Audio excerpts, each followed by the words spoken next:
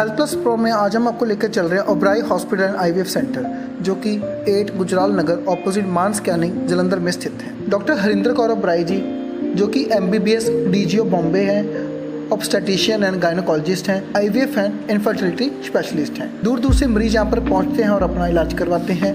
Doctor Harinder Kaur Oberoi जी बांझपन के मरीजों के लिए किसी वरदान से कम नहीं है। हजारों की गिनती में बेला जोड़े यहाँ से संतान सुख की प्राप्ति कर चुके हैं। Oberoi hospital and IVF centre में आज के टाइम की हर तरीके की मॉडर्न फैसिलिटी मौजूद है। हमारी टीम ने डॉक्टर हरिंदर कौर ओबराई जी के साथ बातचीत की, जिन्होंने Oberoi hospital and IVF centre के बारे में हमें विस्तार से जानकारी दी। आइए करते हैं बातचीत डॉक्टर हरिंदर कौर ओबराई जी के साथ। दर्शकों, पंजाब चैनल पे आपका स्वागत है। आज हम आपको मिलाने जा रहे हैं डॉक्टर HK ओबराई, जिन्होंने पिछले लंबे समय से इनफर्टिलिटी में अपनी सेवाएं दी है जलंधर में। डॉक्टर साहब, स्वागत है आपका हमारे स्पेशल शो में। मैं डॉक्टर हरिंदर कौर ओबराई हॉस्पिटल 8 गुजराल नगर पिछले 25 सालों से इनफर्टिलिटी प्रैक्टिस कर रही हूँ। और इसमें देखा है कि कई जो पब्लिक में है अवेयरनेस कम है, लोगों को पता नहीं है, क्योंकि इनफर्टिलिटी में कईयों को ये लगता है, मिथ लोगों में ये है कि थोड़ा टाइम और दे देते हैं अपने आप प्रेगनेंसी हो जाएगी, पर एक्चुअली में ऐसा नहीं होता और टाइम निकलता जाता है। क्योंकि आजकल क्या होती है, मैरिजेस बहुत लेट होती है। लेट होने से वैसे ही चांसेस धीरे धीरे कम हो जाते हैं, क्योंकि आजकल जो लेडीज होती हैं, गर्ल्स होती है, they are more career oriented. जब करियर की तरफ ज्यादा होती है तो एज ऑलरेडी होती है। तो नॉर्मली हम इनफर्टिलिटी कब बोलते हैं, जब शादी के साल भर तक किसी को रेगुलर रहने के बावजूद उनको प्रेगनेंसी नहीं होती, तो हम बोलते कि आप इन्वेस्टिगेशन अपना शुरू कर दीजिए शादी के। और उसमें फिर हमको देखना पड़ता है कि लेडीज के क्या प्रॉब्लम है। किसी का मेंसेस रेगुलर आ रहा है, इसका मतलब ये नहीं कि उसके प्रेगनेंसी क्यों नहीं हो रही, सब कुछ ठीक है। उसके अलावा बहुत सारे कारण होते हैं। अब जैसे मेंसेस है तुम्हारा, उसमें एग की प्रॉब्लम हो सकती है, तुम्हारा अंडा नहीं बनता, और या कईयों का क्या होता है, अंडा बनने के बाद में अंडा फूटता नहीं है, रप्चर नहीं होता, जिसको हम बोलते हैं ओव्यूलेशन होना। कईयों के रप्चर में प्रॉब्लम हो जाती है, कईयों के ट्यूब्स में प्रॉब्लम हो जाती है, कईयों की फेलोपियन ट्यूब जो होती है वो बंद होती है। फेलोपियन ट्यूब का काम क्या होता है, बच्चेदानी से लेके ट्यूब से लेके यहाँ से अंडा जब बनता है, तो यहाँ से लेके जब अंडा फूटता है, ट्यूब से होते हुए उसने ट्यूब्स के बीच में जाना है, और वहीं से जो शुक्राणु होते हैं नीचे से होते हैं वो इधर आते हैं। तो नॉर्मल जो फर्टिलाइजेशन होता है वो होता है ट्यूब्स के अंदर, पर जिसकी ट्यूब बंद है तो अंडा जा नहीं सकता, स्पर्म जा नहीं सकता, फर्टिलाइजेशन होगा नहीं। चाहे आपका मेंसेस कितना भी रेगुलर होगा, प्रेगनेंसी नहीं होगी। तो यदि आपके एग में प्रॉब्लम है या आपके अंडे फूटने में प्रॉब्लम है, तो उसके लिए इम्पोर्टेड इंजेक्शंस आते हैं। इंजेक्शंस कॉस्टली जरूर होते हैं, पर काफी कामयाब होते हैं, काफी कामयाबी है उनकी। उसके बाद हो जाता है थर्ड कारण कि तुम्हारी बच्चेदानी के अंदर, जिसमें आके बच्चे ने रुकना है 9 महीने के लिए, तो इसमें यदि कोई रसोली है या कोई यहाँ पे ऐसा कोई मांस है बड़ा हुआ है, तो इस करके यदि यहाँ पे ये चीज है तो इसको हमको रिमूव करना पड़ता है। तो ये जो चीजें हम देख लेते हैं, बच्चेदानी और जो अंडेदानी, ये दोनों चीजें हम ट्यूब्स ये अल्ट्रासाउंड में देख लेते हैं, क्योंकि आज का अल्ट्रासाउंड मशीन बड़ी सोफिस्टिकेटेड आ गई है और बड़े माइन्यूट डिटेल्स बता देती है। तो स्कैनिंग का कोई नुकसान भी नहीं होता, तुम 4 बार करा लो, 5 बार करा लो, कोई इसका हार्म नहीं है। तो वो स्कैनिंग करके हमको पता चल जाता है इसका एग प्रॉपर बना है कि नहीं बना है, इसका अंडा रप्चर हुआ है कि नहीं हुआ है। तो बनने में प्रॉब्लम है तो बनने के लिए इंजेक्शन देते हैं, रप्चर का प्रॉब्लम है तो रप्चर का इंजेक्शन देते हैं। यदि यूट्रस में कोई प्रॉब्लम है तो उसकी स्कोपी से, दूरबीन से उसका ऑपरेट करके वो प्रॉब्लम ठीक करते हैं। इसके अलावा हस्बैंड का टेस्ट, लोग बोलते हैं मेन जो होता है प्रेगनेंसी नहीं हो रही है तो लेडीज की प्रॉब्लम है, लेडीज को मोस्टली ये आपने विलेजेस में देखा होगा, पिंडों में उनको बोलता है कि लेडीज में प्रॉब्लम है। ऐसा नहीं होता, जितना रिस्पॉन्सिबल लेडीज है उतना ही रिस्पॉन्सिबल हस्बैंड की भी प्रॉब्लम होती है। तो हस्बैंड की एक सिंपल टेस्ट कर लो तो उससे रूल आउट हो जाता है, चलो हस्बैंड नॉर्मल है। पर लेडीज की बड़ी कॉम्प्लिकेटेड होती है, इसलिए आइडियली क्या बोलते हैं कि सबसे पहले हस्बैंड का सीमेन टेस्ट करना चाहिए। यदि वो नॉर्मल है उसके बाद लेडीज की तरफ आओ, क्योंकि लेडीज की फिर बहुत सारी टेस्ट है, कई इन्वेजिव भी है, कई डिफिकल्ट वाली भी है, तो वो करना चाहिए। अच्छा, इसके अलावा ये 3 कारण हो गए, ट्यूब्स का, एग्स का। अब थर्ड कारण तुम्हारा हो जाता एज और हस्बैंड का। इसके अलावा सपोज आपकी ट्यूब भी ठीक है, आपका यूट्रस भी ठीक है, पर आपका जो हार्मोन ब्लड के अंदर है उसका बैलेंस अप एंड डाउन है या उसका बैलेंस में कुछ गड़बड़ है, तभी भी प्रेगनेंसी नहीं हुई। तो वो हार्मोन टेस्ट केवल सिंपल ब्लड टेस्ट से हो जाता है। तो ब्लड टेस्ट आप डेट के सेकंड या थर्ड डे पे करो तो हार्मोन का असेसमेंट हो जाता है कि ठीक है। इसके अलावा थायराइड हार्मोन होता है, थायराइड हार्मोन है वो भी इम्पोर्टेंट है, लेडीज को बड़ा कॉमन है। तो थायराइड का हो जाता है, थायराइड का इम्पोर्टेंट कॉज है, प्रेगनेंसी होने में प्रॉब्लम करता है। फिर प्रेगनेंसी हो जाए तो उसके बाद में मिसकैरेज हो जाता है यदि थायराइड है। और यदि प्रेगनेंसी में तुमने थायराइड का टेस्ट नहीं कराया तो बच्चे का IQ कम होगा। इसलिए प्रेगनेंसी में बहुत जरूरी है कि थायराइड चेक कराते रहना चाहिए। इसके अलावा सबसे इम्पोर्टेंट है जिसके पेशेंट आजकल बहुत ज्यादा है हार्मोन में, पॉलीसिस्टिक ओवेरियन डिसीज PCOS। उसमें क्या होगा, हार्मोन का बैलेंस ही गड़बड़ हो जाता है। पेशेंट का एक लेवल LH लेवल बहुत हाई आ जाता है, फिर इससे डबल से ज्यादा आ जाता है, तो पेशेंट को PCOS है। वो पेशेंट क्या करते हैं, उनकी डेट्स इरेगुलर होती है, आती नहीं 2-2, 3-3 महीने, फेस पे पिंपल्स हो जाते हैं, पैर हाथों पैरों में उनकी हेयर की ग्रोथ होती है। तो ये सारी चीजों से, और पूरी उनकी ऑयली स्किन होती है। तो इस तरह के पेशेंट को ओबेसिटी होती है, मोटापा बहुत होता है। तो सबसे पहले तो उनको बोलते हैं कि अपना वेट रिड्यूस करो, वेट रिडक्शन करना चाहिए। जब वेट कम हो जाएगा उनका तो आधी 1/3 जो प्रॉब्लम होती है वेट रिडक्शन से उनकी ठीक हो जाती है, हार्मोन बैलेंस ठीक हो जाता है। ऑस्ट्रेलिया वगैरह में क्या करते हैं कि यदि तुम्हारी ये PCOS डायग्नोस होता है तो उसमें सबसे पहले वो 3-4 महीने बोलते हैं कि तुम पहले वेट रिड्यूस करके आओ, तो उसमें से 1/3 पेशेंट उसी से कंसीव हो जाते हैं। तो मतलब वेट रिडक्शन बहुत इंपॉर्टेंट है। अच्छा, उसके अलावा जो लास्ट चीज है मैं आपको हाईलाइट करना चाहती हूँ कि आजकल इनफर्टिलिटी में इतनी ही एडवांसमेंट है। पहले क्या होता था कि ट्यूब्स हमारी बंद है, नहीं प्रेगनेंसी हो रही है, कोई दवाई से नहीं ठीक हो रही है, तो उसको बोलते थे तो बांझ है, इन्हें बच्चा नहीं हो सकता किसी तरीके का। तो उस केस की कर दे कि यदि बच्चा नहीं हो सकता तो उन्होंने बिल्कुल बांझ डिक्लेयर कर देते सिव लेडी में। परंतु आजकल हर एक चीज का इलाज है। यदि तो दोनों ट्यूबा परमानेंटली बंद है, ट्यूबरकुलोसिस बड़ा इंपॉर्टेंट कॉज है, टीबी नाल ट्यूबा बंद हो जाती है, पुरानी किसी ने हुई हो टीबी, तो यदि ट्यूबा जो हो गई तो ट्यूब बंद कर देती तो प्रेगनेंसी नहीं होती। ਤੇ ਇਹਦਾ ਬਸ ਮੈਡੀਕਲ ਇਲਾਜ ਹੈ, ਤੁਸੀਂ ਦਵਾਈ ਦੇ ਦਿਓ ਤਾਂ ਮੋਸਟ ਆਫ ਦਾ ਪੇਸ਼ੈਂਟ ਜੋ ਹੁੰਦੇ ਨੇ ਉਹ ਠੀਕ ਹੋ ਜਾਂਦੇ। ਠੀਕ, ਤੇ ਇਸ ਤੋਂ ਇਲਾਵਾ ਅੱਗੇ ਅਸੀਂ ਇਹਦੀ ਜਾਈਏ ਟ੍ਰੀਟਮੈਂਟ 'ਚ, ਤੇ ਟ੍ਰੀਟਮੈਂਟ 'ਚ ਤੁਹਾਨੂੰ ਲੋਕਾਂ ਨੂੰ ਇਸ ਚੀਜ਼ ਦੀ ਅਵੇਅਰਨੈਸ ਹੋਣੀ ਚਾਹੀਦੀ ਕਿ ਹੁਣ ਟਿਊਬਾਂ ਬੰਦ ਹੈ, ਕੁਛ ਇਲਾਜ ਹਰੇਕ ਚੀਜ਼ ਦਾ ਪੋਸੀਬਲ ਹੈ। ਹਰੇਕ ਚੀਜ਼ ਦੀ ਸਾਇੰਸ ਨੇ ਇੰਨੀ ਕੁ ਤਰੱਕੀ ਕਰਤੀ ਹੈ ਕਿ ਹਰੇਕ ਚੀਜ਼ ਦਾ अंडे नहीं बनते, अंडे ਤੇ इंजेक्शन हो जाएंगे, अंडा रप्चर नहीं होता ओदा इंजेक्शन हो जाएगा, बच्चेदानी च रसोलीए ओदा इलाज हो जाएगा। वो भी आजकल दूरबीन नाल छोटी छोटी चीज़ों ने एक टांके च ऑपरेशन हो जाते हैं। ठीक, उस तो अलावा तुहाडा एज ज्यादा है, अंडा नहीं बन रहा, बिल्कुल बंद हो गया है, एज थोड़ी अराउंड 35-40 की एग नहीं क्वालिटी अच्छी हो रही है, तो तुसी एग किसी का डोनेट करा सकते हो, किसी लेडी का ਉਹਦਾ ਡੋਨੇਟ ਕਰਾ ਕੇ ਤੇ ਹਸਬੰਡ ਦੇ ਸਪਰਮ ਨਾਲ ਫਰਟੀਲਾਈਜ਼ ਕਰਕੇ IVF ਦੇ ਪ੍ਰੋਸੀਜਰ ਨਾਲ ਪ੍ਰੈਗਨੈਂਸੀ ਹੋ ਸਕਦੀ ਹੈ। ਹੁਣ IVF ਕੀ ਹੁੰਦਾ ਹੈ? IVF ਇਹ ਹੈਗਾ ਕਿ ਇਹਦੀ ਤੁਹਾਡੀ ਦੋਨੋਂ ਟਿਊਬਾਂ ਬੰਦ ਹੈ ਜਾਂ ਏਜ ਬਹੁਤ ਜ਼ਿਆਦਾ ਹੈ, ਤੇ ਕੀ ਹੁੰਦਾ ਕਿ ਜੋ ਨਾਰਮਲ ਕੀ ਹੁੰਦਾ ਹੈ ਕਿ ਟਿਊਬ ਅੰਡੇ ਵਿੱਚੋਂ, ਅੰਡੇਦਾਨੀ ਵਿੱਚੋਂ ਅੰਡਾ ਨਿਕਲਦਾ ਹੈ ਤੇ ਟਿਊਬ ਵਿੱਚ ਜਾ ਕੇ ਟਿਊਬ ਦੇ ਅੰਦਰ ਐਗ ਤੇ ਸਪਰਮ ਫਰਟੀਲਾਈਜ਼ ਹੁੰਦੇ, ਜੋ ਕਿ ਮੈਂ ਤੁਹਾਨੂੰ ਪਹਿਲੇ ਦੱਸ ਚੁੱਕੀ ਹਾਂ। ਤੇ ਇਹਦੇ ਚ ਕੀ ਇਹਦੀ ਟਿਊਬ ਦਾ ਰਸਤਾ ਬੰਦ ਹੈ, ਪਰਮਾਨੈਂਟਲੀ ਬੰਦ ਹੈ, ਕਿਸੇ ਦਵਾਈ ਨਾਲ ਠੀਕ ਨਹੀਂ ਹੋ ਰਿਹਾ ਹੈ, ਤੇ ਤੁਸੀਂ ਅੰਡੇ ਨੂੰ ਕੱਢ ਲਓ ਬਾਹਰ, ਉਹ ਟਿਊਬ 'ਚ ਰੱਖੋ।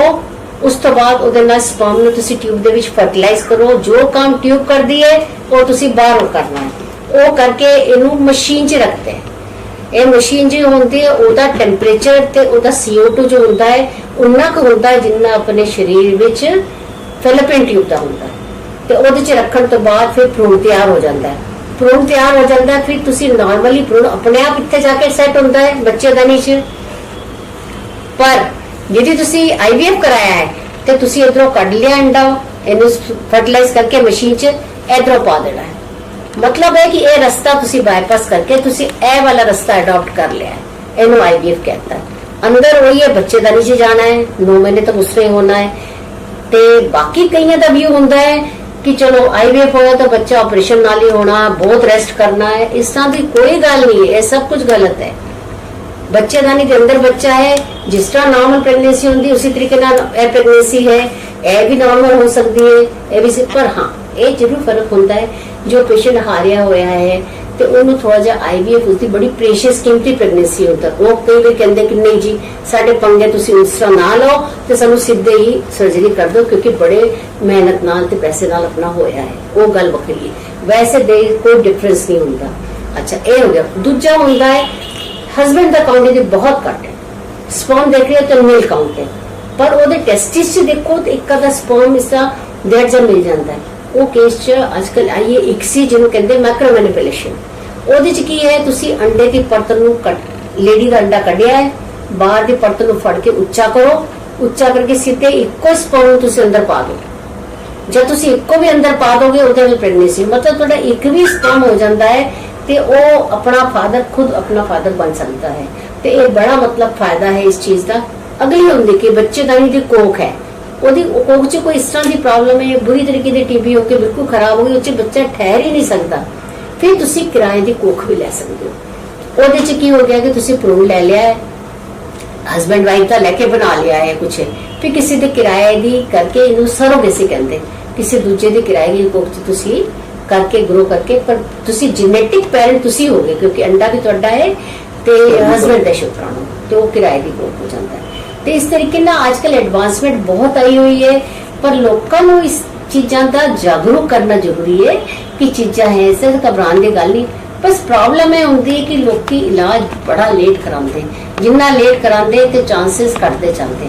35 साल की उम्र होगी उस तो बाद चांस जो होता है अद्धा रह जाता है, एंड 40 हो गई 1/4 उस तो बाद ते अंडे की क्वालिटी का फर्क हो जाता, बच्चे ਨੂੰ ਜਨਮਾਂਦਰੂ ਨੁਕਸ ਹੋਣ ਦੇ ਚਾਂसेस ਜ਼ਿਆਦਾ ਹੋ ਜਾਂਦੇ। ਦੱਸੋ ਤੁਸੀਂ ਆਪਣਾ ਕੀਮਤੀ ਸਮਾਂ ਦਿੱਤਾ ਔਰ ਸਾਡੇ ਦਰਸ਼ਕਾਂ ਨੂੰ ਅਵੇਅਰ ਕੀਤਾ IVF ਦੇ ਲਈ, XC ਦੇ ਲਈ, ਔਰ ਜਿੱਦਾਂ ਤੁਸੀਂ ਦੱਸਿਆ ਕਿ ਜਿਹੜੇ ਹਰਡਲ ਹੈਗੇ ਆ, PCOD ਹੋ ਗਈ, ट्यूबरकुलोसिस होगी, और तुसी तो इन्ने मतलब एक्सपर्ट डॉक्टर हो कि ट्यूबरकुलोसिस भी अनडिफाइंड भी हो जाता, कई बार टेस्ट भी नहीं होता, पर तुसी on the basis of symptoms ਉਹਨੂੰ ਤੁਸੀਂ ट्यूबरकुलोसिस ਦੀ ਜਿਹੜਾ ਹੈਗਾ ਕਰਦੇ ਹੋ।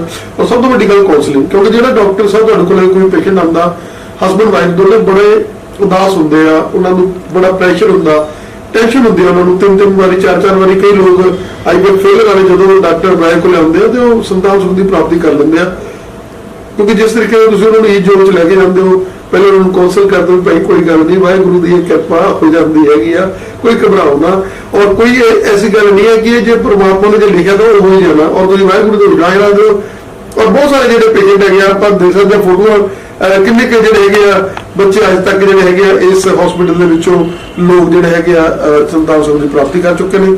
तो सानू समय देने के लिए बहुत बहुत धन्यवाद। ओके जी, थैंक यू जी। बस मेरा यही मैसेज है कि तुसी अपना इलाज टाइम से कराओ और उदा पूरा इनफर्टिलिटी जो है इन्हां दा फायदा लो। काउंसलिंग बड़ी इंपॉर्टेंट है।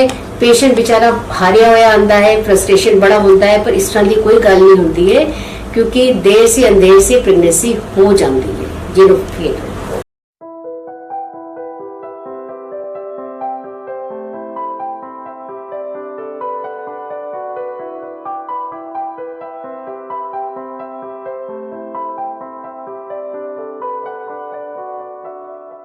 ओबराई हॉस्पिटल जो कि महावीर मार्ग गुजराल नगर जलंधर विखे स्थित है।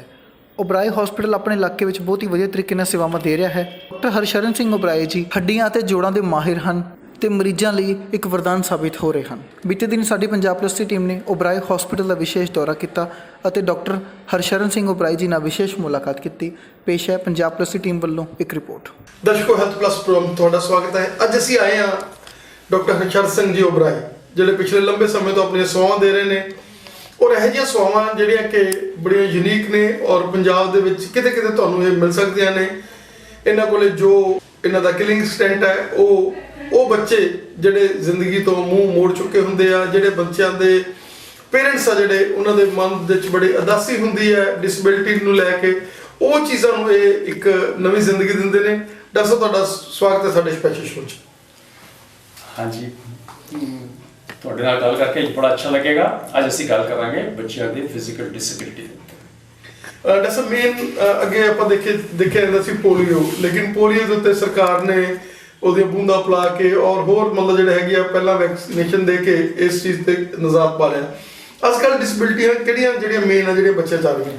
ਬੱਚਿਆਂ ਵਿੱਚ ਮੇਨ ਡਿਸੇਬਿਲਿਟੀ ਅੱਜਕੱਲ ਸੈਰੇਬਰਲ ਪਾਲਸੀ और क्लब फुट डिफॉर्मिटी है। क्लब फुट डिफॉर्मिटी आम तौर पे बच्चों ਵਿੱਚ ਪਾਈ ਜਾਂਦੀ ਹੈ। ਤਕਰੀਬਨ 1000 ਲਾਈਫ ਬਰਥ ਵਿੱਚ ਇੱਕ ਕਲਬ ਫੁਟ ਡਿਫਾਰਮਿਟੀ ਮਿਲਦੀ ਹੈ। ਨਏ ਜੰਮੇ 1000 ਬੱਚਿਆਂ ਚੋਂ ਅਸੀਂ ਐਕਸਪੈਕਟ ਕਰ ਸਕਦੇ ਹਾਂ ਕਿ ਇੱਕ ਬੱਚੇ ਨੂੰ ਇਹ ਡਿਫਾਰਮਿਟੀ ਹੋਏਗੀ। ਤੇ ਸੈਰੇਬਰਲ ਪਾਲਸੀ ਦਾ ਕਾਰਨ ਹੈ ਬੱਚੇ ਦੇ ਦਿਮਾਗ ਨੂੰ ਖੂਨ ਦਾ ਦੌਰਾ ਨਹੀਂ ਮਿਲਣਾ ਡਿਲੀਵਰੀ ਦੇ ਦੌਰਾਨ, ਡਿਲੀਵਰੀ ਤੋਂ ਪਹਿਲੇ ਜਾਂ ਡਿਲੀਵਰੀ ਤੋਂ ਬਾਅਦ। ਜਦੋਂ ਖੂਨ ਦਾ ਦੌਰਾ ਦਿਮਾਗ ਤੇ ਨਹੀਂ ਪਹੁੰਚਦਾ ਤੇ ਮਾਨਸਿਕ ਤੌਰ ਤੇ ਡਿਸੇਬਿਲਿਟੀ ਹੋ ਸਕਦੀ ਹੈ, ਹੀਅਰਿੰਗ ਸਪੀਚ ਡਿਸੇਬਿਲਿਟੀ ਹੋ ਸਕਦੀ ਹੈ, ਆਈਸਾਈਟ ਕਮਜ਼ੋਰ ਹੋ ਸਕਦੀ ਹੈ, ਨਿਗਾਹ ਕਮਜ਼ੋਰ ਹੋ ਸਕਦੀ ਹੈ, ਔਰ ਨਾਲ ਐਸੋਸੀਏਟਡ ਫਿਜ਼ੀਕਲ ਪ੍ਰੋਬਲਮ ਕਾਫੀ ਕਾਮਨ ਹੈਗੇ। ਤੇ ਇਹ ਦੋ ਡਿਸੇਬਿਲਿਟੀਜ਼ ਹੈਗੀਆਂ ਜਿਹੜੀਆਂ ਬਹੁਤ ਇੰਪੋਰਟੈਂਟ ਹੈਗੀਆਂ ਅੱਜ ਕੱਲ੍ਹ, ਔਰ ਕਾਫੀ ਬੱਚਿਆਂ ਨੂੰ ਇਹ ਪ੍ਰੋਬਲਮ ਟੈਕਲ ਕਰਨ ਦੀ ਲੋੜ ਪੈਂਦੀ ਹੈ ਅੱਜ ਕੱਲ੍ਹ। ਤੇ ਸਾਰਿਆਂ ਨਾਲੋਂ ਪਹਿਲੇ ਗੱਲ ਕਰਦੇ ਹਾਂ ਕਲਬ ਫੁੱਟ ਦੀ। ਕਲਬ ਫੁੱਟ ਬੱਚੇ ਦਾ ਪੈਰ ਅੰਦਰ ਨੂੰ ਮੁੜਿਆ ਹੁੰਦਾ ਹੈ, ਹੱਡੀ ਤਾਂ ਨੂੰ ਚੱਕੀ ਹੁੰਦੀ ਹੈ ਤੇ ਜਦੋਂ ਬੱਚਾ ਡਿਲੀਵਰ ਹੁੰਦਾ ਹੈ ਇਮੀਡੀਏਟ ਡਾਇਗਨੋਸਿਸ ਬਿਲਕੁਲ ਸਾਹਮਣੇ ਕਲੀਅਰ ਕੱਟ ਹੁੰਦਾ ਹੈ ਕਿ ਇਹ ਬੱਚੇ ਨੂੰ ਫੁੱਟ ਦੀ ਡਿਫਾਰਮਿਟੀ ਔਰ ਕਲਬ ਫੁੱਟ ਡਿਫਾਰਮਿਟੀ ਹੈ। ਇਹ ਡਿਫਾਰਮਿਟੀ ਅੱਜ ਕੱਲ੍ਹ ਬਰਥ ਤੋਂ ਪਹਿਲੇ ਵੀ ਨੋਟਿਸ ਕੀਤੀ ਜਾਂਦੀ ਹੈ ਅਲਟਰਾਸਾਊਂਡ ਦੇ ਰਾਹੀਂ। ਤੇ ਇਸ ਡਿਸੇਬਿਲਿਟੀ ਨੂੰ ਮੈਨੇਜ ਕਰਨ ਵਾਸਤੇ ਬੈਸਟ ਤਰੀਕਾ ਹੈ ਜਿੰਨੇ ਜਲਦੀ ਬੱਚਾ ऑर्थोपेडिक सर्जन को आ जाए, अपना इलाज करा ले तो यह डिसेबिलिटी मैनेज हो जाती है। इस पैटर्न की होंगी है, पैर अंदर में मुड़े है, हड्डी चक्की हुई है बच्चे ने और पैर गुलाई विच है। यह डिफॉर्मिटी को ठीक करने का तरीका है सीरियल प्लास्टर कास्टिंग। इसका मतलब पॉन्सेटी मैथड है जो लेटेस्ट मैथड है जिस बच्चे ने डिफॉर्मिटी करेक्ट की जाती है। तो आम तौर पर आमूमन 5 ਤੋਂ 6 ਪਲਾਸਟਰਾਂ ਵਿੱਚ ਪੈਰ ਸਿੱਧੇ ਹੋ ਜਾਂਦੇ ਹੈ। ਤੀਜੇ ਪਲਾਸਟਰ ਤੋਂ ਬਾਅਦ ਅੱਡੀ ਦੇ ਪਿੱਛੇ ਇੱਕ ਛੋਟੇ ਆਪਰੇਸ਼ਨ ਦੀ ਲੋੜ ਪੈਂਦੀ ਹੈ ਤੇ ਇਹ ਆਪਰੇਸ਼ਨ ਕਰਨ ਤੋਂ ਬਾਅਦ ਇੱਕ ਪਲਾਸਟਰ ਹੋਰ ਲੱਗਦਾ ਤੇ ਇਹ ਫੁੱਟ ਦੀ ਡਿਫਾਰਮਿਟੀ ਠੀਕ ਹੋ ਜਾਂਦੀ ਹੈ। ਇਹ ਜਿਹੜੇ ਫੁੱਟ ਐਬਡਕਸ਼ਨ ਆਰਥੋਸਿਸ ਇਹਨੂੰ ਕਹਿੰਦੇ ਆ। ਇੱਕ ਵਾਰ ਪੈਰ ਕਰੈਕਟ ਹੋ ਜਾਏ ਤੇ ਬੱਚੇ ਦੇ ਪੈਰ ਨੂੰ ਮੇਨਟੇਨ ਕਰਨਾ ਬੜਾ ਜ਼ਰੂਰੀ ਹੈ और यह मेनटेनेंस तकरीबन 3.5 साल दौड़ पैंती है फुट ਨੂੰ ਕਰੈਕਟਡ ਪੋਜੀਸ਼ਨ ਮੇਨਟੇਨ ਕਰਨ ਵਿੱਚ, ਕਿਉਂਕਿ ਜਮਾਂਦਰੂ ਪ੍ਰੋਬਲਮ ਹੈ ਤੇ ਪੈਰ ਦੀ ਟੈਂਡੈਂਸੀ ਹੁੰਦੀ ਹੈ ਕਿ ਦੁਬਾਰਾ ਪੈਰ ਵਿੰਗਾ ਹੋ ਜਾਏ। ਉਸ ਨੂੰ ਰੋਕਣ ਵਾਸਤੇ ਇਸ ਟਾਈਪ ਦੇ ਬ੍ਰੇਸਿਸ ਲਗਾਉਣੇ ਪੈਂਦੇ ਆ ਤੇ ਇਹ ਤਕਰੀਬਨ 3.5 ਸਾਲ ਬੱਚੇ ਨੂੰ ਪਾਉਣੇ ਪੈਂਦੇ ਆ। ਤੇ ਜ਼ਿਆਦਾ ਪੀਰੀਅਡ ਜਦੋਂ ਰਾਤੀ ਬੱਚਾ ਸੌਂਦਾ ਹੈ ਉਸ ਟਾਈਮ ਤੇ ਜਾਂ ਜਦੋਂ ਦੁਪਹਿਰੇ ਬੱਚਾ ਸੌਂਦਾ ਹੈ ਉਸ ਟਾਈਮ ਤੇ ਇਨੀਸ਼ੀਅਲੀ 24 ਤੋਂ 23 ਘੰਟੇ ਲਗਾਉਣੇ ਪੈਂਦੇ ਆ। ਤੇ ਇਹ आफ्टर करैक्शन है फुट की डिफॉर्मिटी। और जो फुट करैक्ट हो जाता है तो फुट का छत जाके लत्त के नीचे वाले हिस्से में लग जाता है, तो असं समझते हैं कि फुट फुली करैक्टेड है। यह स्लाइड दिखा रही है कि पहले फुट की पोजीशन की सी और इलाज तो बाद फुट की पोजीशन की है। ਕਿਸੇ ਦੇ ਨਾਲ ਕਈ ਵਾਰੀ ਨੈਗਲੈਕਟ ਹੋ ਜਾਂਦੀਆਂ ਚੀਜ਼ਾਂ ਔਰ ਉਹਦੇ ਵਿੱਚ ਲੋਕਾਂ ਦਾ ਧਿਆਨ ਨਹੀਂ ਹੁੰਦਾਗਾ। ਉਹਦੇ ਬਾਰੇ ਸਾਨੂੰ ਦੱਸੋ ਕਿ ਹੋਰ ਕਿਹੜੀਆਂ ਮਤਲਬ ਜਿਹੜੇ ਇਹਦੇ ਵਿੱਚ ਇਸ ਚੀਜ਼ ਦੇ ਵਿੱਚ ਹੀ ਹੋਰ ਕੀ ਚੀਜ਼ਾਂ ਨੇ ਜਿਹੜੀਆਂ ਦੇ ਨਾਲ ਬੱਚਿਆਂ ਨੂੰ ਪ੍ਰੋਬਲਮ ਆ ਸਕਦੀ ਹੈ। ਨਿਗਲੈਕਟਡ ਕਲਬ ਫੁੱਟ ਡਿਫਾਰਮਿਟੀ ਡਿਫਿਕਲਟ ਹੈ ਟ੍ਰੀਟ ਕਰਨੀ। ਛੋਟੇ ਬੱਚਾ ਜੇ अर्ਲੀ ਏਜ ਵਿੱਚ ਪ੍ਰੈਜ਼ੈਂਟ ਕਰਦਾ ਹੈ ਬੜੇ ਆਰਾਮ ਨਾਲ ਉਹ ਫੁੱਟ ਮੈਨੀਪੂਲੇਟ ਹੋ ਜਾਂਦਾ ਹੈ। स्ट्रक्चर डिफॉर्मिटी घट होंगी है तो पैर सीधा करना काफ़ी हद तक आसान होता है। तो मैं तो पेरेंट्स को यही रिक्वेस्ट कराँगा जो क्लब फुट डिफॉर्मिटी है तो अपने ऑर्थोपेडिक सर्जन को जान और जल्दी तो जल्दी अपना इलाज कराएं। जो लेट हो जाए तो प्रॉब्लम बढ़ जाती है, फिर ऑपरेशंस भी एक सिंपल ऑपरेशन की थां पर बड़े बड़े कई ऑपरेशन करने पै जाते हैं। तो जैसे निगलैक्टेड फुट की गल करिए क्लब फुट की तो यह डिफॉर्मिटी तो यह डिफॉर्मिटी को ट्रीट करना थोड़ा जिहा फिर डिफिकल्ट हो जाता है टाइम के नाल। फुट काफ़ी हद तक अंदर बेंड हो गया है। स्ट्रक्चर डिफॉर्मिटी या जिसमें बोनी डिफॉर्मिटी कहते हैं, हड्डियां विच डिफॉर्मिटी आ जाती है तो इस डिफॉर्मिटी को करैक्ट करना काफ़ी हद तक डिफिकल्ट हो जाता है। बट करैक्ट भी हो जाती है, करैक्ट भी हो जाती है। हुण जिस तरह यह डिफॉर्मिटी है before operation and this is after correction. सज्जा पैर से यह बच्चा डिफॉर्मिटी करेक्शन तो बाद, बच्चा ऑपरेशन तो पहले तो ऑपरेशन तो बाद। पर इस ऑपरेशन से सर्जरी प्रोसीजर्स लंबे होंगे है। हड्डी का भी ऑपरेशन होता है in addition to soft tissue correction जिस मतलब मांसपेशियां तो असीं लंबी करते हैं ਉਹਦੇ ਨਾਲ ਹੱਡੀ ਕੱਟ ਕੇ ਵੀ ਐਂਗਲ ਡਿਫਾਰਮਿਟੀ ਨੂੰ ਸਿੱਧਾ ਕਰਨਾ ਜ਼ਰੂਰੀ ਹੋ ਜਾਂਦਾ। ਤੇ ਕੋਸ਼ਿਸ਼ ਇਹੀ ਹੋਣੀ ਚਾਹੀਦੀ ਹੈ ਕਿ ਜਿੰਨੇ ਜਲਦੀ ਬੱਚੇ ਨੂੰ ਡਾਕਟਰ ਕੋਲ ਲੈ ਕੇ ਆਇਆ ਜਾਏ, ਉਹਦਾ ਇਲਾਜ ਕਰਾਇਆ ਜਾਏ, ਉਨਾ ਹੀ ਸੌਖਾ ਹੈ। ਇਹ ਡਿਫਾਰਮਿਟੀ ਦੁਬਾਰਾ ਮੈਂ ਰਿਪੀਟ ਕਰਦਾ ਕਿ ਬਹੁਤ ਛੋਟੇ ਬੱਚਿਆਂ ਵਿੱਚ ਜਦੋਂ ਬੱਚਾ ਜਨਮ ਲੈਂਦਾ ਹੈ ਉਸ ਟਾਈਮ ਤੇ ਇਸ ਦੀ ਟ੍ਰੀਟਮੈਂਟ ਸ਼ੁਰੂ ਹੋ ਜਾਏ ਤੇ ਡਿਫਾਰਮਿਟੀ ਕਰੈਕਸ਼ਨ ਇਜ਼ ਵੈਰੀ ਈਜ਼ੀ, ਬੜੇ ਆਸਾਨੀ ਨਾਲ ਟ੍ਰੀਟਮੈਂਟ ਹੋ ਜਾਂਦੀ ਹੈ। ਔਰ ਜਿੱਦਾਂ ਜਿੱਦਾਂ ਉਮਰ ਬੱਚੇ ਦੀ ਵੱਧਦੀ ਹੈ ਟ੍ਰੀਟਮੈਂਟ ਡਿਫਿਕਲਟ ਹੋ ਜਾਂਦਾ। ਇਲਾਜ ਤਾਂ ਫਿਰ ਵੀ ਹੋ ਜਾਂਦਾ ਹੈ ਪਰ ਪੈਰ ਛੋਟਾ ਰਹਿਣ ਦੀ ਸੰਭਾਵਨਾ ਵੱਧ ਜਾਂਦੀ ਹੈ, ਪੈਰ ਦੀ ਲੰਬਾਈ ਘੱਟ ਜਾਂਦੀ ਹੈ ਤੇ ਲੱਤ ਵੀ ਕੁਝ ਹੱਦ ਤੱਕ ਪਤਲੀ ਰਹਿ ਸਕਦੀ ਹੈ। ਵੈਸੇ ਸੈਰੀਬਰਲ ਪਾਲਸੀ ਜਿਹੜੀ ਹੈਗੀ ਆ ਉਹਦੇ ਵਿੱਚ ਵੀ ਅੱਜ ਕੱਲ੍ਹ ਬਹੁਤ ਜ਼ਿਆਦਾ ਬੱਚੇ ਜਿਹੜੇ ਹੈਗੇ ਆ ਜਮਾਂਦਰੂ ਹੀ ਜਿਹੜਾ ਹੈਗਾ ਇਹਦੇ ਸ਼ਿਕਾਰ ਹੋ ਰਹੇ ਨੇ, ਉਹਦਾ ਕਾਰਨ ਦੱਸੋ ਸਾਨੂੰ, ਕੀ ਕਾਰਨ? ਅੱਜ ਕੱਲ੍ਹ ਪ੍ਰੀਮੈਚੁਰ ਬੱਚਿਆਂ ਨੂੰ ਬਚਾਇਆ ਜਾ ਸਕਦਾ ਹੈ, ਜੋ ਕਿ ਬੜੀ ਚੰਗੀ ਗੱਲ ਹੈ। ਘੱਟ ਜੇ 7 ਮਾਹੀ ਬੱਚਾ ਪੈਦਾ ਹੁੰਦਾ ਉਹਨੂੰ ਬਚਾ ਲਿੱਤਾ ਜਾਂਦਾ। ਪਰ ਜੇ ਬੱਚਾ ਪ੍ਰੀਮੈਚੁਰ ਹੋਏ ਨਾਲ ਲੋ ਵੇਟ ਬੇਬੀ ਹੋਏ, ਜਿਸ ਦਾ ਵਜ਼ਨ ਵੀ ਕਾਫੀ ਘੱਟ ਹੋਏ ਔਰ ਜੋ ਡਿਲੀਵਰੀ ਤੋਂ ਬਾਅਦ ਹੋਏ ਵੀ ਨਾ, ਇਸ ਦੇ ਵਿੱਚ ਚਾਂਸਸ ਹੁੰਦੇ ਹੈ ਕਿ ਦਿਮਾਗ ਨੂੰ ਖੂਨ ਦਾ ਦੌਰਾ ਨਹੀਂ ਮਿਲਦਾ ਔਰ ਇਹ ਬੱਚੇ ਫਿਰ ਸੈਰੀਬਰਲ ਪਾਲਸੀ ਦੇ ਸ਼ਿਕਾਰ ਹੋ ਜਾਂਦੇ ਹੈ। ਇਸ ਦੇ ਵਿੱਚ ਕਾਜ਼ਸ ਹੁੰਦੇ ਹੈ ਪ੍ਰੀਨੇਟਲ, ਨੇਟਲ, ਪੋਸਟਨੇਟਲ, ਮਤਲਬ ਡਿਲੀਵਰੀ ਦੇ ਦੌਰਾਨ, ਡਿਲੀਵਰੀ ਤੋਂ ਪਹਿਲੇ ਤੇ ਡਿਲੀਵਰੀ ਤੋਂ ਬਾਅਦ ਕੁਝ ਕਾਜ਼ਸ ਹੁੰਦੇ ਹੈ। ਪਰ ਮੇਨ ਕਾਜ਼ ਇਹੀ ਹੈ ਕਿ ਜੇ ਬੱਚਾ ਪ੍ਰੀਮੈਚੁਰ ਹੈ, ਲੋ ਬਰਥ weight ਹੈ, ਉਸ ਦੇ ਵਿੱਚ ਸੈਰੀਬਰਲ ਪਾਲਸੀ ਹੋਣ ਦੇ ਚਾਂਸਸ ਜ਼ਿਆਦਾ ਹੈਗੇ। ਨਾ ਸਭ ਕਿ ਇਹ ਵੀ ਟ੍ਰੀਟੇਬਲ ਹੈ, ਕਿਉਂਕਿ ਲੋਕ ਜਦੋਂ ਇਹ ਜਿਹੜੇ ਬੱਚੇ ਜਦੋਂ ਵੱਡੇ ਹੁੰਦੇ ਨੇ ਤੇ ਉਹ ਫਿਜ਼ੀਓਥੈਰੇਪੀ ਵਾਲੇ ਪਾਸੇ ਜ਼ਿਆਦਾ ਜਾਂਦੇ ਨੇ ਔਰ ਉਹਨਾਂ ਨੂੰ ਨਹੀਂ ਪਤਾ ਹੈਗਾ ਕਿ ਇਸ ਗੱਲ ਦਾ ਕਿ ਜਿਹੜੇ ਹੱਡੀਆਂ ਦੇ ਐਸੇ ਡਾਕਟਰ ਵੀ ਬੈਠੇ ਨੇ ਜਿਹੜੇ ਕਿ ਉਹਨਾਂ ਨੂੰ ਨੋ ਡਾਊਟ ਕਿ ਫਿਜ਼ੀਓਥੈਰੇਪੀ ਦੇ ਨਾਲ ਜਾਂ ਐਕਸਰਸਾਈਜ਼ ਦੇ ਨਾਲ ਉਹ ਚੀਜ਼ਾਂ ਜਿਹੜੀਆਂ ਹੈਗੀਆਂ ਕਿਉਰ ਹੁੰਦੀਆਂ, ਲੇਕਿਨ ਜਿਹੜੇ ਸਪੈਸ਼ਲਾਈਜ਼ਡ ਜਿਹਦਾ ਫੀਲਡ ਹੈਗਾ, ਜਿੱਦਾਂ ਤੁਸੀਂ ਸੈਰੀਬਰਲ ਪਾਲਸੀ ਦਾ ਇੱਕ ਫੀਲਡ ਆਪਣੇ ਕੋਲੇ ਅਪਣਾਇਆ ਔਰ ਲੰਬਾ ਤੁਹਾਡਾ 25 ਤੋਂ 30 ਸਾਲ ਦਾ ਐਕਸਪੀਰੀਅੰਸ ਹੈਗਾ, ਸਾਨੂੰ ਦੱਸੋ ਕਿ ਕਿਵੇਂ ਅਸੀਂ ਉਹਨਾਂ ਪੇਰੈਂਟਸ ਦੇ ਨਾਲ ਜਿਹੜੇ ਇਸ ਚੈਨਲ ਦੇ ਮਾਧਿਅਮ ਤੇ ਦੇਖ ਰਹੇ ਹੋਣਗੇ, ਸੈਰੀਬਰਲ ਪਾਲਸੀ ਦੇ ਜਿਹੜੇ ਬੱਚੇ ਉਹਨਾਂ ਦੇ ਸ਼ਿਕਾਰ ਨੇ, ਵਾਈਟ ਮੈਟਰ ਜਿਨ੍ਹਾਂ ਦੇ ਦਿਮਾਗ ਨੂੰ ਨਹੀਂ ਪਹੁੰਚਿਆ ਹੈਗਾ, ਉਹ ਕਿਵੇਂ ਮਤਲਬ ਤੁਹਾਡੀਆਂ ਇਹ ਸੇਵਾਵਾਂ ਦਾ ਫਾਇਦਾ ਲੈ ਸਕਦੇ? ਤੇ ਜਿਹੜੇ ਬੱਚਿਆਂ ਨੂੰ ਸਟਰਕਚਰਲ ਡਿਫਾਰਮਿਟੀ ਹੋ ਜਾਂਦੀ, ਜਿਸ ਨੂੰ ਅਸੀਂ ਕਹਿੰਦੇ ਹਾਂ ਕਿ ਡਿਫਾਰਮਿਟੀ ਇੰਨੀ ਟਾਈਟ ਹੋ ਜਾਏ ਜਿਹੜੀ ਫਿਜ਼ੀਓਥੈਰੇਪੀ ਨਾਲ ਨਹੀਂ ਖੁੱਲ ਸਕਦੀ, ਉਹਨਾਂ ਵਾਸਤੇ ਆਪਰੇਸ਼ਨ ਕਰਾਉਣਾ ਹੀ ਪੈਂਦਾ ਹੈ। ਨਹੀਂ ਤੇ ਬੱਚੇ ਦੇ ਪੈਰ ਸਿੱਧੇ ਨਹੀਂ ਹੁੰਦੇ, ਗੋਡੇ ਸਿੱਧੇ ਨਹੀਂ ਹੁੰਦੇ ਔਰ ਉਹ ਬੱਚਾ ਪੈਰ ਜ਼ਮੀਨ ਤੇ ਨਹੀਂ ਰੱਖ ਪਾਉਂਦਾ ਤੇ ਚੱਲਣਾ ਮੁਸ਼ਕਿਲ ਹੋ ਜਾਂਦਾ ਹੈ। ਉਸ ਦਾ ਇੱਕ ਐਗਜ਼ਾਮਪਲ ਮੈਂ ਤੁਹਾਡੇ ਸਾਹਮਣੇ ਅੱਜ ਦਿਖਾਉਣਾ ਚਾਹੁੰਦਾ ਤੁਹਾਨੂੰ। ਜੀ ਬੱਚਾ, ਇਹ ਬੱਚਾ ਹੈ ਸੈਰੀਬਰਲ ਪਾਲਸੀ ਦਾ, ਥੋੜਾ ਜਿਹਾ ਗੋਡੇ ਵਿੱਚ ਵਿੰਗ ਪੰਨਾ ਹੈ ਤੇ ਅੱਡੀਆਂ ਚੱਕੀਆਂ ਹੋਈਆਂ ਔਰ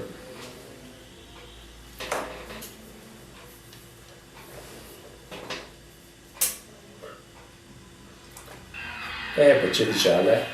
ਪੱਬਾਂ ਭਾਰ ਚੱਲ ਰਿਹਾ ਬੱਚਾ ਤੇ ਅੱਡੀ ਥੱਲੇ ਨਹੀਂ ਲੱਗ ਰਹੀ, ਬੈਲੈਂਸਿੰਗ ਵਿੱਚ ਥੋੜੀ ਪ੍ਰੋਬਲਮ ਆ ਰਹੀ ਹੈ ਬੱਚੇ ਨੂੰ ਤੇ ਇਹ ਚਾਲ ਐਕਸੈਪਟੇਬਲ ਨਹੀਂ ਹੈ। ਅਸੀਂ ਚਾਹੁੰਦੇ ਹਾਂ ਕਿ ਬੱਚਾ ਅੱਡੀ ਲਾ ਕੇ ਸੋਹਣੇ ਤਰੀਕੇ ਨਾਲ ਚੱਲੇ।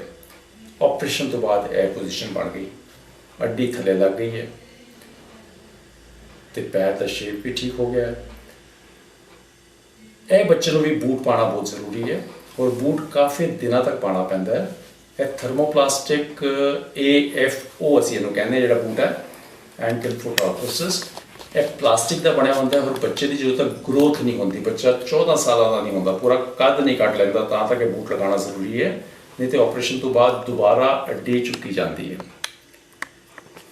ਤੇ ਇਹੀ ਬੱਚਾ ਆਪਰੇਸ਼ਨ ਤੋਂ ਬਾਅਦ ਇਸ ਦੀ ਚਾਲ ਵਿੱਚ ਕਾਫੀ ਹੱਦ ਤੱਕ ਸੁਧਾਰ ਆ ਗਿਆ, ਪੂਰੀ ਅੱਡੀ ਥੱਲੇ ਲੱਗ ਰਹੀ ਹੈ ਤੇ ਬੜੇ ਸੋਹਣੇ ਤਰੀਕੇ ਨਾਲ ਚੱਲ ਰਿਹਾ, ਬੈਲੈਂਸ ਵੀ ਠੀਕ ਹੈ, ਇਸ ਦੀ ਵਾਕਿੰਗ ਸਪੀਡ ਵੀ ਇੰਪਰੂਵ ਹੋ ਗਈ ਹੈ ਤੇ ਸਟੈਪਸ ਲੈਣ ਦਾ ਤਰੀਕਾ ਵੀ ਕਾਫੀ ਹੱਦ ਤੱਕ ਇੰਪਰੂਵ ਹੋ ਗਿਆ।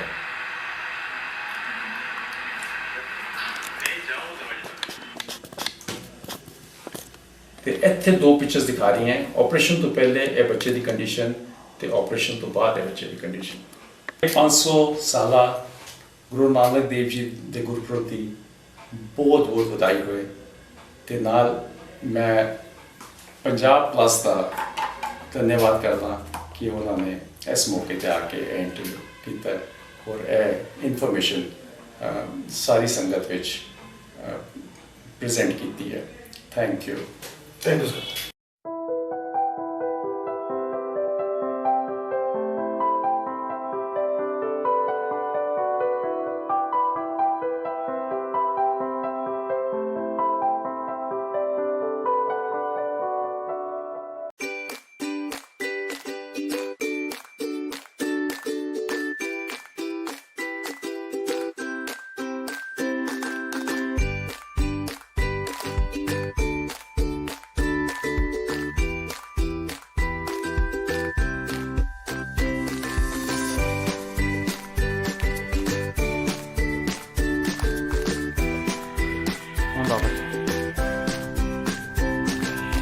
वाह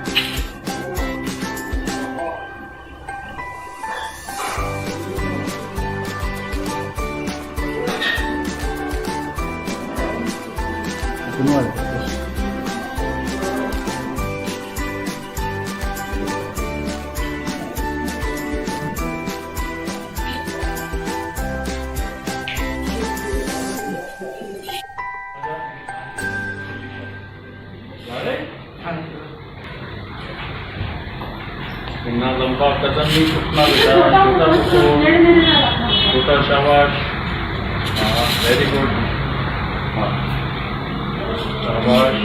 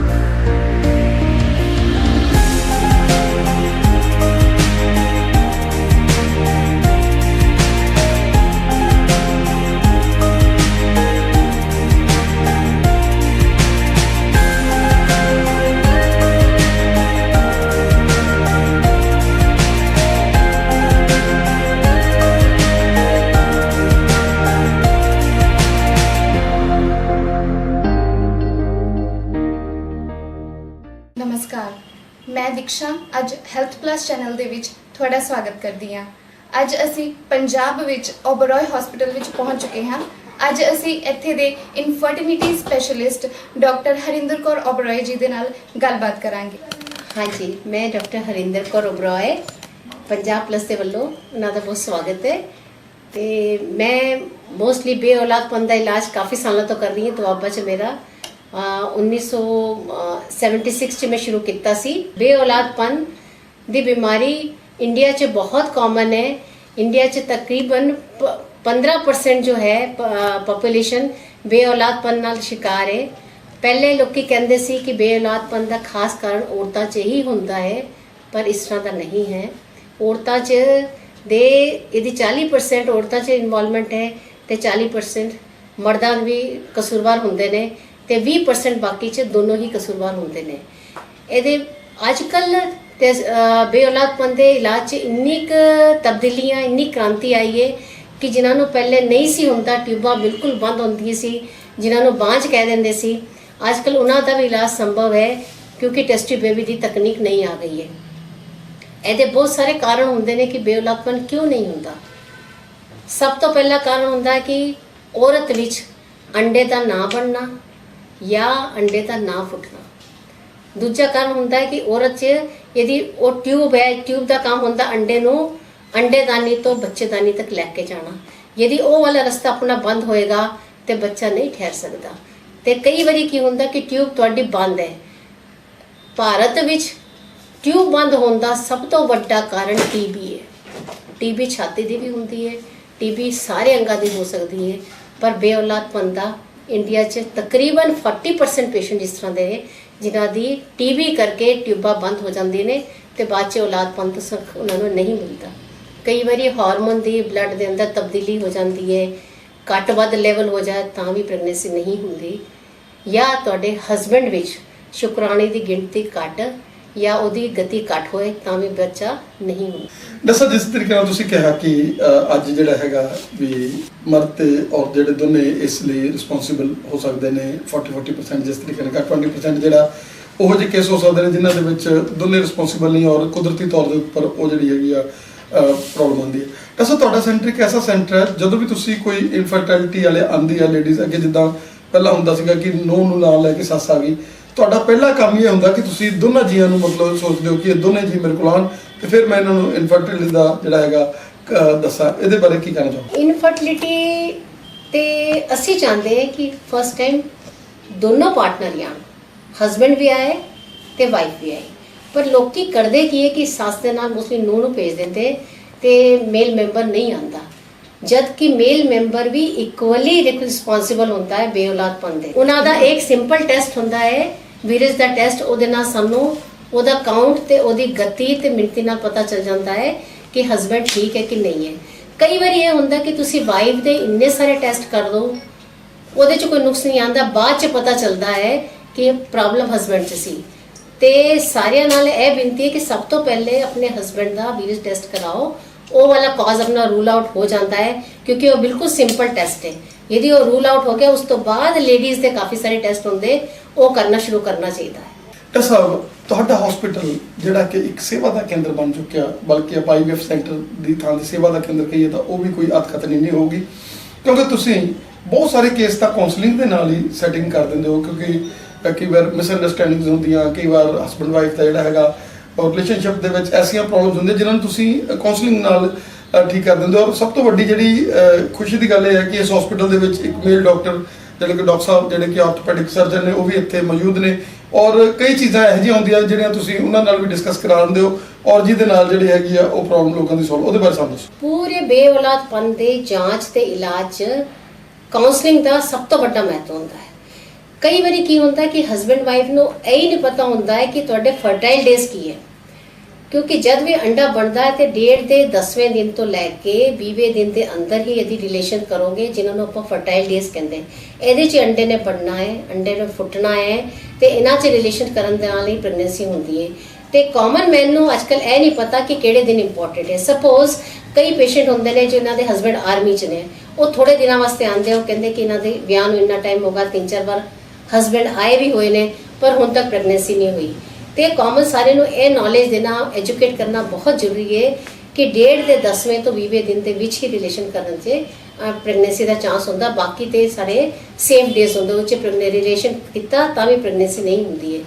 तो बाकी हसबैंड वाइफ दोनों ने यह समझाना कि आजकल इन्नी क तरक्की हो गई है इलाज कि तुसी इलाज कराओ तो प्रेगनेंसी हो सकती है। पहले तो कई ट्यूबां भी खराब होंदी सी तो उन्होंने आप बांझ कह देंगे कि इन्हों बच्चा होना ही नहीं है, तो हुण वो उन्होंने दिल तो कढ़ देनी पैंदी। तो ये वास्ते सानू ਮੇਲ ਮੈਂਬਰ ਨੂੰ ਤੇ ਵਾਈਫ ਨੂੰ ਦੋਨੋਂ ਨੂੰ ਅੱਛੀ ਤਰੀਕੇ ਨਾਲ ਸਮਝਾਉਣਾ ਹੈ।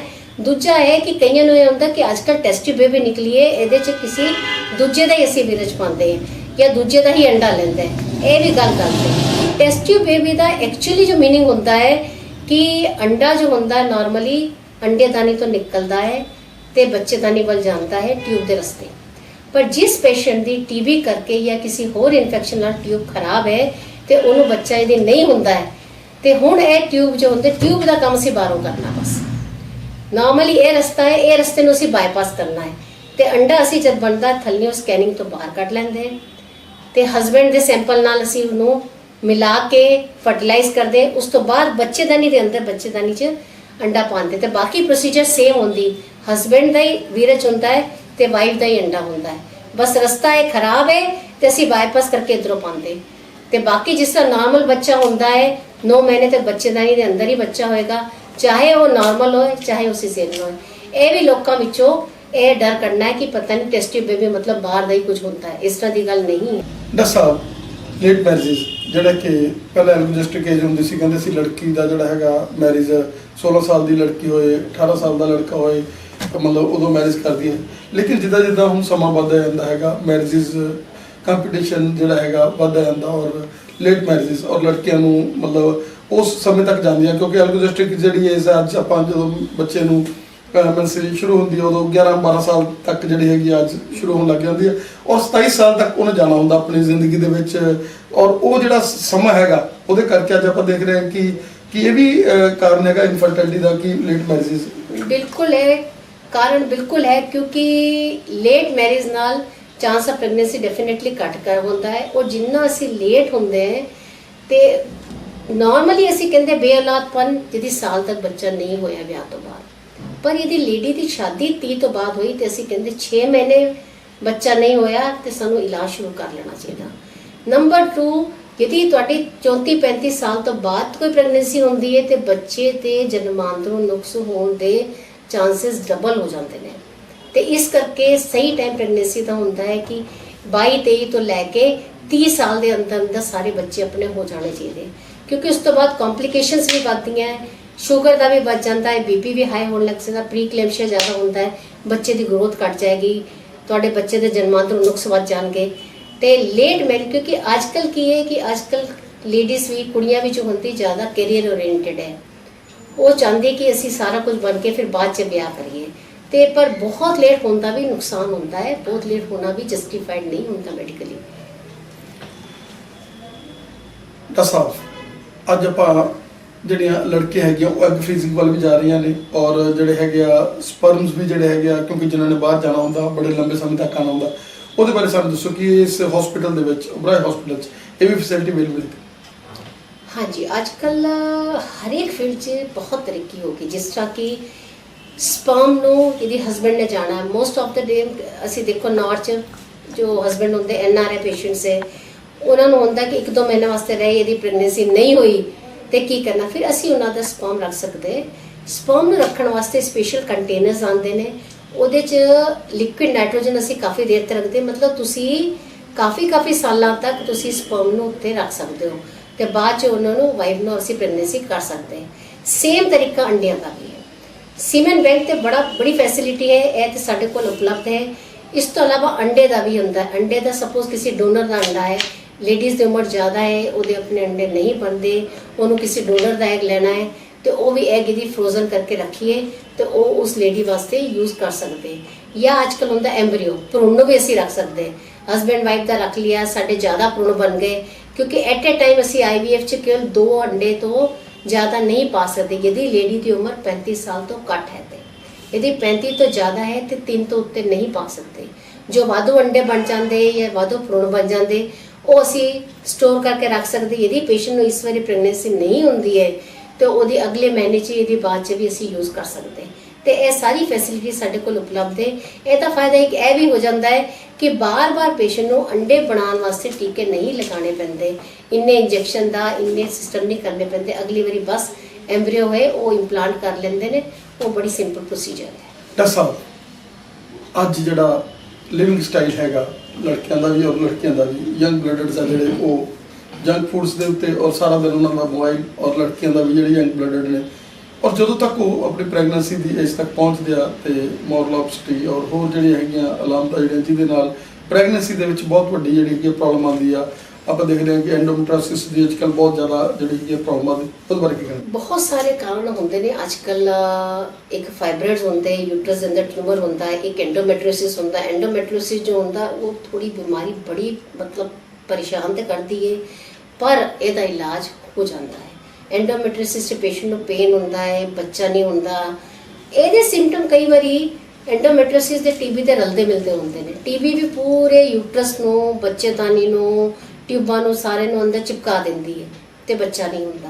ਇਸੇ ਤਰੀਕੇ ਨਾਲ ਐਂਡੋਮੈਟ੍ਰਿਓਸਿਸ ਦਾ ਵੀ ਇਹ ਹੁੰਦਾ ਹੈ ਕਿ ਐਂਡੋਮੈਟਰੀਅਮ ਬਾਹਰ ਬਣ ਜਾਂਦੀ ਹੈ, ਪੂਰਾ ਯੂਟਰਸ ਚਿੰਬੜ ਜਾਂਦਾ ਹੈ, ਟਿਊਬਾਂ ਬੰਦ ਹੋ ਜਾਂਦੀਆਂ ਨੇ, ਪਰ ਇਹਨਾਂ ਦਾ ਇਲਾਜ ਹੋ ਜਾਂਦਾ ਹੈ। ਇਹਨੂੰ ਇਸੇ ਇਲਾਜ ਕਰੀਏ, 3-4 ਮਹੀਨੇ ਦਾ ਇਲਾਜ ਕਰੋ ਤੇ ਇਹ ਠੀਕ ਹੋ ਜਾਂਦਾ ਹੈ। ਜਿਹਦੇ ਬਹੁਤ ਸੀਵੀਅਰ ਐਂਡੋਮੈਟ੍ਰਿਓਸਿਸ ਹੈ ਫਿਰ ਉਹਨਾਂ ਨੂੰ IVF ਤਕਨੀਕ ਨਾਲ ਉਹਨਾਂ ਨੂੰ ਵੀ ਫਾਇਦਾ ਮਿਲ ਜਾਂਦਾ ਹੈ। ਇੱਕ ਹੁੰਦਾ ਅੱਜਕੱਲ ਫਾਈਬਰੋਇਡ ਬੜਾ ਕਾਮਨ ਹੈ। ਇੱਕ ਬੱਚੇਦਾਨੀ ਚ ਰਸੋਲੀ ਹੈ, ਸਭ ਤੋਂ ਕਾਮਨ ਰਸੋਲੀ ਹੁੰਦੀ ਫਾਈਬਰੋਇਡ। ਫਾਈਬਰੋਇਡ ਇਹਦੀ ਬੱਚੇਦਾਨੀ ਤੋਂ ਬਾਹਰ ਹੋ ਸਕਦੀ ਹੈ, ਬੱਚੇਦਾਨੀ ਦੇ ਅੰਦਰ ਹੋ ਸਕਦੀ ਹੈ। यदि तो बच्चेदानी के अंदर है फिर वो प्रेगनेंसी नहीं होने देती, उन्होंने तो फटाफट कट देना चाहिए।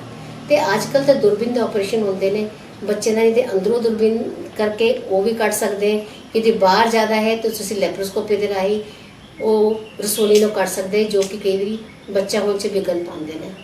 तो यह करने तो बाद प्रेगनेंसी होने का चांस बढ़ जाता है। ਇਹ ਸੀ ਸਾਡੀ ਗੱਲਬਾਤ ਡਾਕਟਰ ਹਰਿੰਦਰ ਕੌਰ ਓਬਰੋਏ ਜੀ ਦੇ ਨਾਲ। ਅਸੀਂ ਉਹਨਾਂ ਦਾ ਧੰਨਵਾਦ ਕਰਦੇ ਹਾਂ ਕਿ ਉਹਨਾਂ ਨੇ ਸਾਨੂੰ ਇੰਨੀ ਯੂਜ਼ਫੁਲ ਇਨਫੋਰਮੇਸ਼ਨ ਦਿੱਤੀ, ਆਪਣੇ ਟ੍ਰੀਟਮੈਂਟਸ ਦੇ ਬਾਰੇ ਸਾਨੂੰ ਦੱਸਿਆ ਤੇ ਅਸੀਂ ਉਹਨਾਂ ਦੇ ਬਹੁਤ ਸ਼ੁਕਰਗੁਜ਼ਾਰ ਹਾਂ। ਡਾਕਟਰ ਸਾਹਿਬ ਹੁਣ ਤੁਸੀਂ ਕੋਈ ਸਾਨੂੰ ਮੈਸੇਜ ਦੇਣਾ ਚਾਹੋਗੇ? देखो पूरे डिस्कशन च मैं तुहानूं ये दस्सां कि जनरल पब्लिक च अवेयरनेस नहीं है। मैं कहती कि जिन्ने अपने जनता है इन्हों सारिया वास्ते एक चीज़ दसनी चाहिए कि फर्टाइल डेज की होंदा है, अंडे बनना की होंदा, अंडे ना बनन ते हार्मोन के टीके नाल फर्क पै जांदा है, अंडे ना फुटन ते उहदे टीके वखरे आंदे, थोड़े जे महंगे जरूर होंदे पर काफ़ी कामयाब होंदे। फिर हसबैंड च थोड़ा काउंट घट हैगा या बच्चेदानी के मूँह च कोई प्रॉब्लम है तो उन्होंने पेशेंट को IUI इंट्रायूट्राइन इंसेमिनेशन नाल फायदा हो जाता है। यदि पेशेंट को ट्यूबा बंद हैगी, दोनों खराब हैगी, बिल्कुल ठीक नहीं होती, जिन्होंने पहले बांझ कह देते सी, उन्होंने IVF तकनीक नाल फायदा हो सकता है। तो ये केवल हसबैंड दे ते वाइफ, हसबैंड दे स्पर्म होंगे तो वाइफ दे अंडे यूज़ करते हैं। यदि लेडी की एज ज़्यादा हो गई है फिर भी उन्होंने प्रेगनेंसी की इच्छा है तो किसी दूजे का अंडा दान करके लै सकते हैं तो प्रेगनेंसी हो सकती है। यदि हसबैंड का अकाउंट बिल्कुल निल है मेल मैंबर्स का, उन्होंने भी चिंता करने की लोड़ नहीं है। आजकल माइक्रो मैनिपुलेशन इक्से के राही उन्होंने वो अपने ही बच्चे के फादर बन सकते हैं। एक आंदा सरोगेसी, सरोगेसी च की होंदा किसी के बच्चेदानी बिल्कुल ही खराब है, बीमार है, जिस बच्चा ठहर ही नहीं सकता, उहदे च भी किसी दूजे की कोख असी किराए च लैके सरोगेसी नाल प्रेगनेंसी हो सकती है। बस है लोगों को पता होना चाहिए कि इस चीज़ का, ताकि वो अपना जाके इलाज करान ते ओदा वध तो वध फायदा लैन। बहुत बहुत धन्यवाद तुहाडा। पंजाब प्लस का बहुत बहुत धन्यवाद। Thank you sir.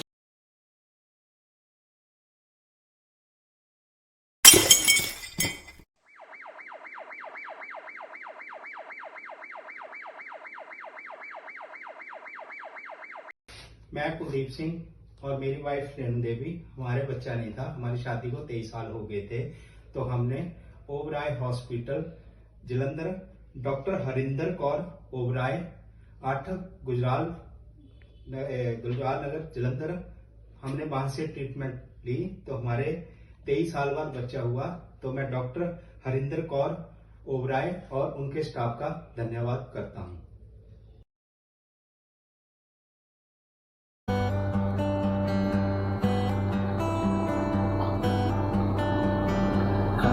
एक मिनट अपेक्षा में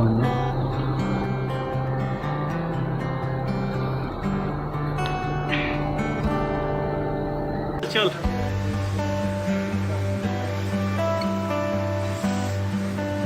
वापस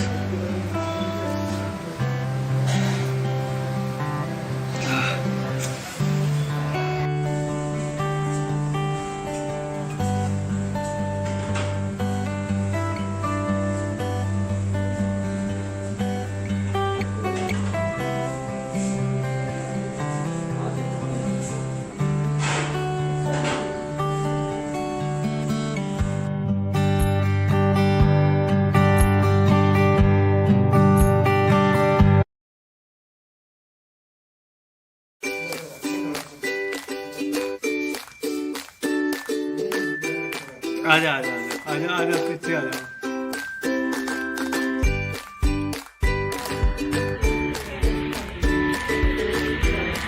आजा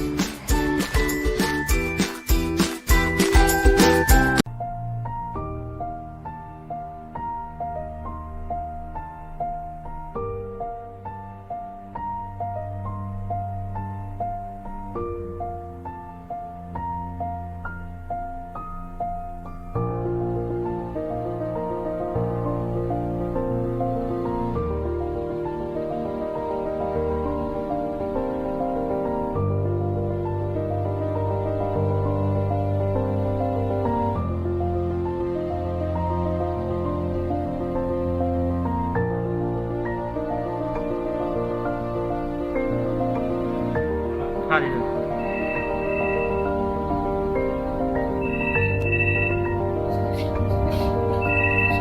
आजा बच्चे।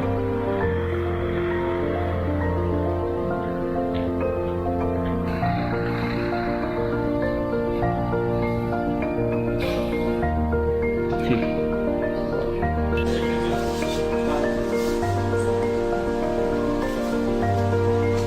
वापस